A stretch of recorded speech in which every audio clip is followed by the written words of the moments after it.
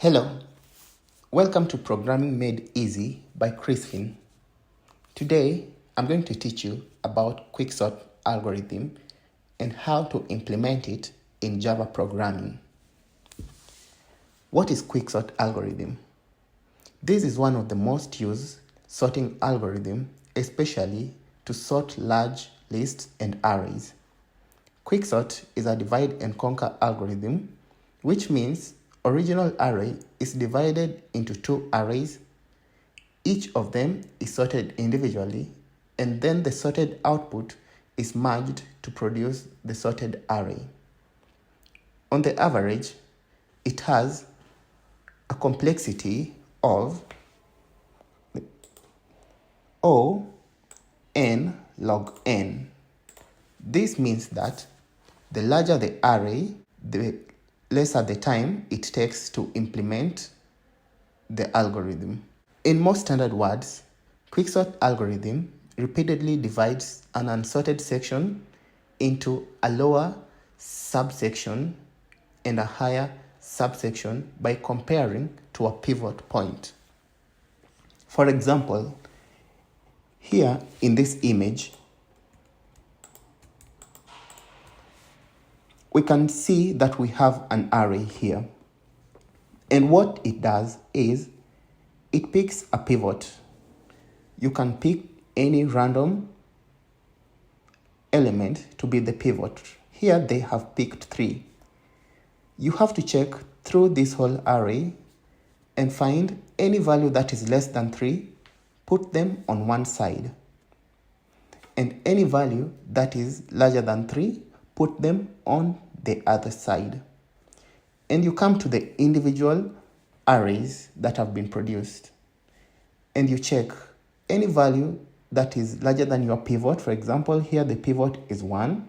Put them on one side. Any value less than the pivot on the other.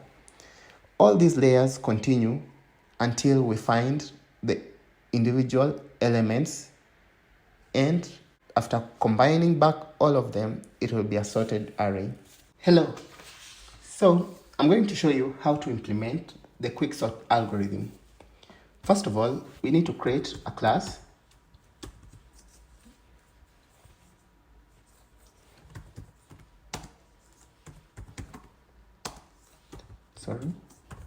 Class.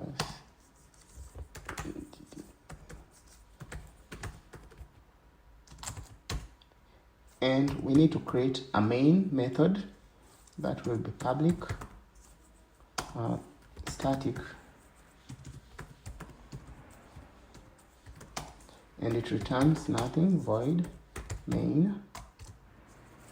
It's a string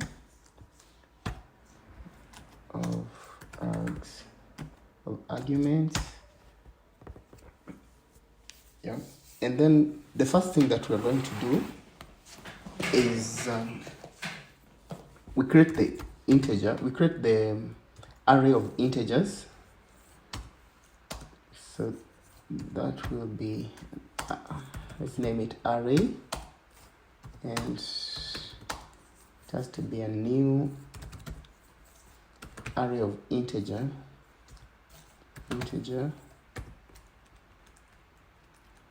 and let's initialize it probably, or maybe you can just use the numbers that are here, and let's close that.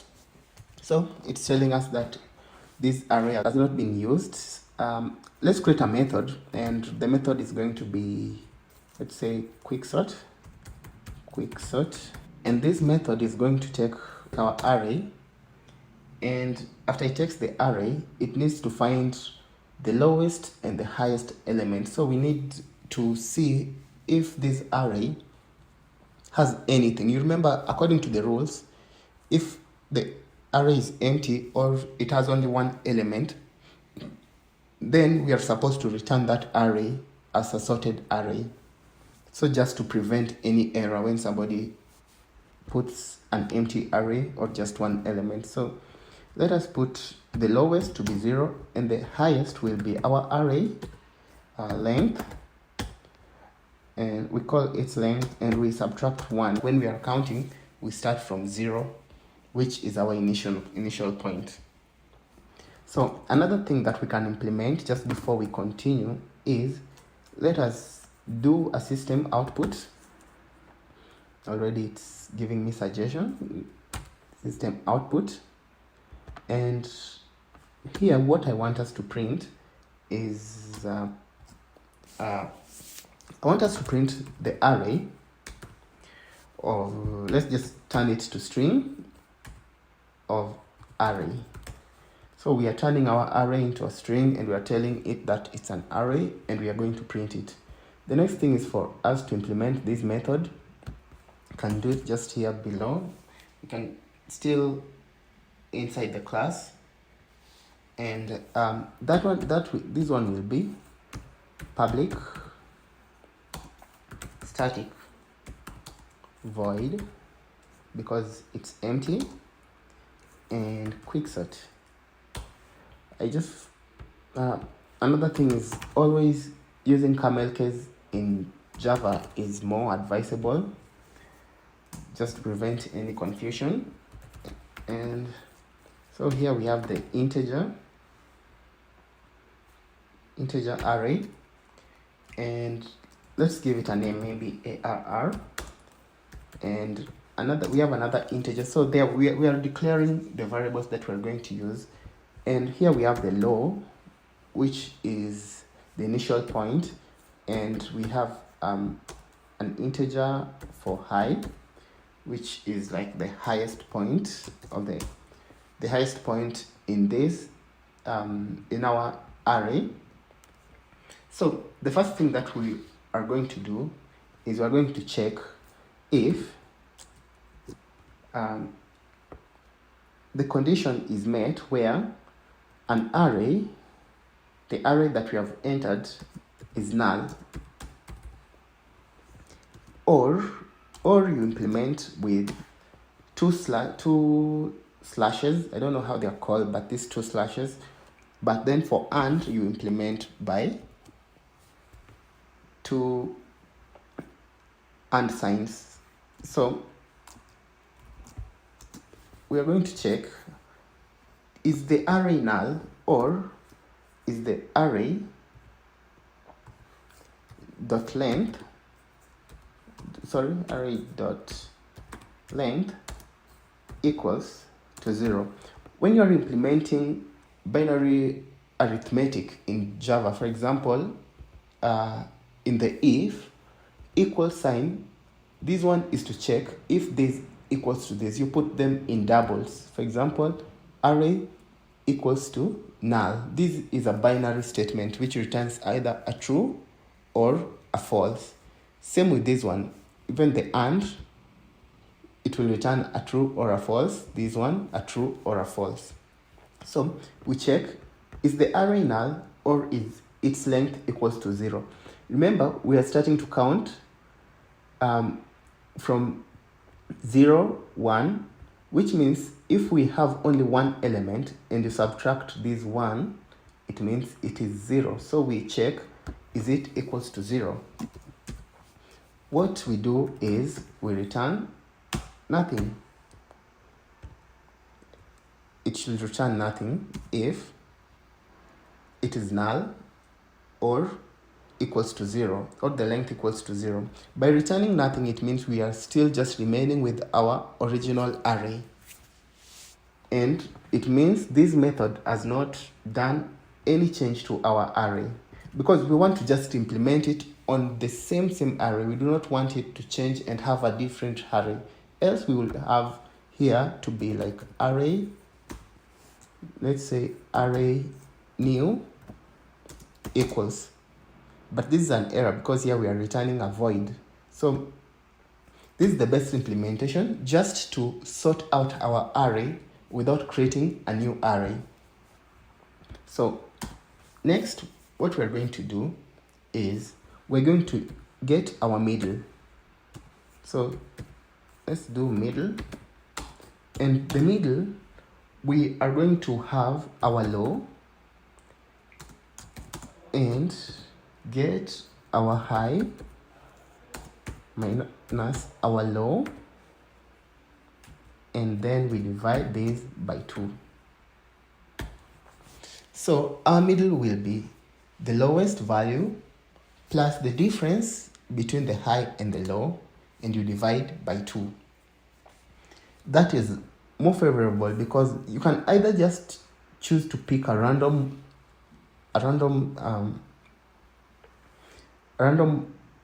number here, but what this one does, it ensures that we have a value that is within this range still.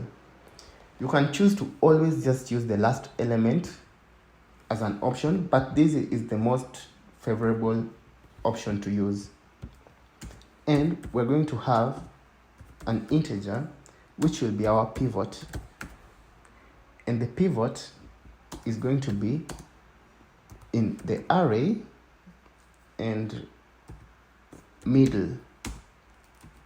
So whatever is in the middle of our array is what we are going to put as the pivot. And the next implementation that we are going to do is, let us do an integer I, and this I will be low. And also we need a j, and our j will be high. So we are just redefining the variables. So because it's more favorable if you use I and j. For example, if you see the for, like for I equals to, you will always find yourself using it as a favorable variable when using for and while.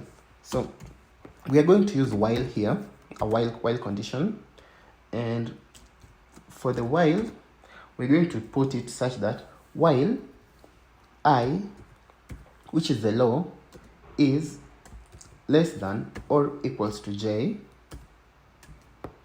we have to do something. So there is an implementation that we have to do, and inside this while we are going to include another while statement, and inside this while we are going to take the array and we're going to put I in that array and check if whatever is there is greater than the pivot. You remember, now we are starting to divide it. This one, the first layer is looping through, this is a loop to check, to loop through the whole of this array. But we are implementing a second loop here, this second loop, which checks with the pivot is whatever value that is in the element place of I in our array less than the pivot. If it is less, then we need to execute something. What we're going to execute is I plus plus. And then while, another condition, the array in j, which j is our highest, right, is greater than the pivot. If it is greater than the pivot, then we need to implement something which will be j minus minus. So this means as this one is checking for i's and adding i's, this one is reducing j's. So while the i's are moving this side, by checking which one is greater than, which value is greater than the pivot, all of them are moving this side, while the j's are moving this side. So what do we do next? Next, we need to check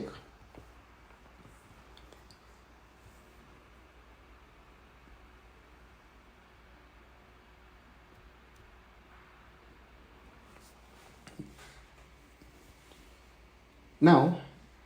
Compare value from both sides of the list to see if they need swapping.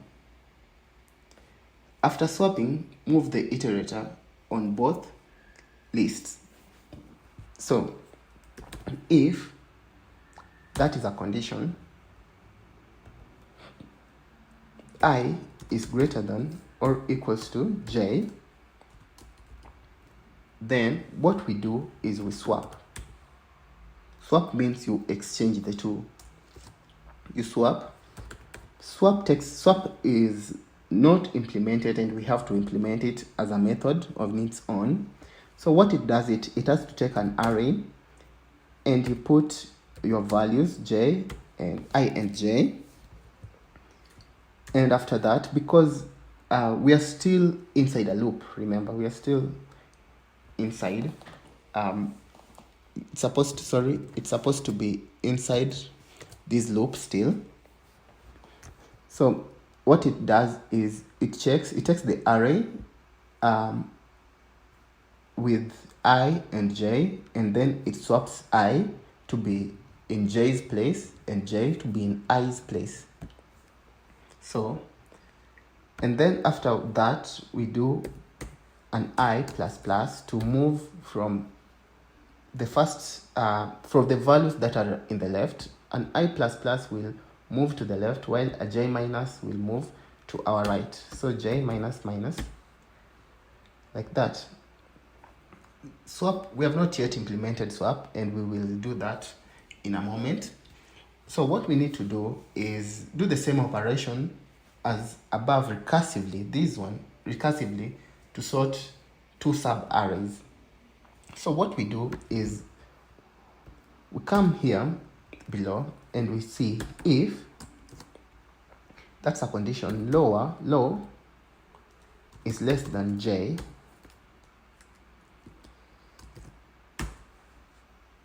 then we do a quicksort where the highest is supposed to be j. You do not put high, you put j as the highest. This will allow it to repeat this repeatedly again. This is like creating another layer of checking with the low and now with the j. And then what we implement here is now we check if a condition high is greater than I. Then what we need to do is quicksort, and we replace this will be I, and for the j it will be high. So what this does is this checks j with the lowest, where remember j will have been manipulated here with the while statement, and I is also manipulated with the while statement in the first layer. And now we have a whole different j and a whole different I. So this is the same as what we are doing here. It will move from this layer and split this one again and check the two. So we have not implemented the swap. Let's just, I don't know if these will, you can just click here and it will create for you the method if you're using VS Code, which is much easier. So we need to replace these integers. Let's use x and y, and we have our array. We can just give it a different name. It can be array, let's say array swap. Yeah, just to know that it's the array that we want to swap. And for this, we are going to have an integer for, let's name this one a temp. And what this temp is going to do, it's going to just hold our array for a while while we're manipulating it. So array swap, and let's have it with the x. So this one will hold for us the array with the x, because we want to change it. So with the swap here, you take the array with x and you hold it. After holding it there, we take the array x now, which means we can change it because already the temp is holding it. While it's in the temp, we swap this one, and this one has to be the value that is inside the array swap at y. And then after that, we take the array, swap at y, and now we can insert temp. We can insert temp. And that's how you swap. This one holds it, you change the one that you placed in the temp, and then you take the one that remains and you take the value in temp, insert into it, and there we have done a swap. So I hope you've understood how all this works, and now we are going to move to check if our array is working. Let us execute this. We can opt to, let's just run without debug and see. Yeah, you see, it runs and the array is being sorted just like you'd expect.